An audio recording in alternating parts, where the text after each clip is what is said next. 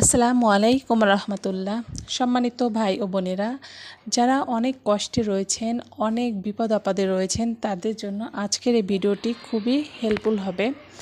এবং যারা কোরআনের আয়াতকে বিশ্বাস করেন তারা অবশ্যই ভিডিওটি দেখবেন, কারণ আমি যে আয়াতটি শিখিয়ে দিব এটা কিন্তু কোরআনের একটা পরীক্ষিত দোয়া। যে দোয়াটি আপনারা যদি বিশ্বাসের সহিত পাঠ করেন, ইনশাআল্লাহ আপনাদের সকল ধরনের সমস্যা থেকে মুক্তি পাবেন এবং আপনাদের জীবনটাকে খুবই সুন্দরভাবে উপভোগ করতে পারবেন।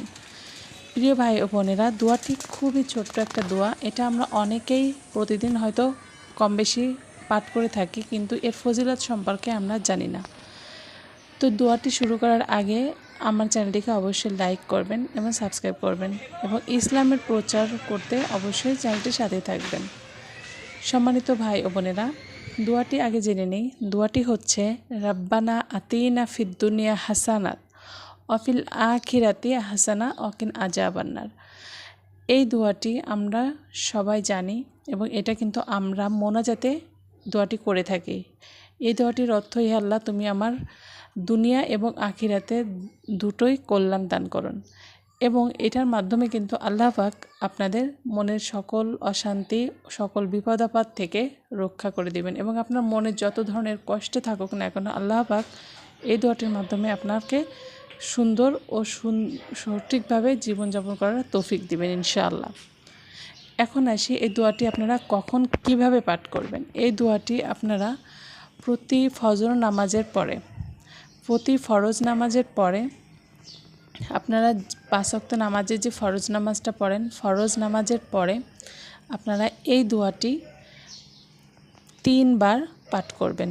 এবং 3 বার পাঠ করার আগে অবশ্যই আগে একটা দুরূদ শরীফ পাঠ করে নেবেন, কারণ আল্লাহ পাক দুরূদ শরীফ পড়ার পরে যদি কোনো দোয়া পড়া হয়, সেটা আল্লাহ পাক খুব দ্রুত আপনার দোয়াটা কবুল করে নেয়।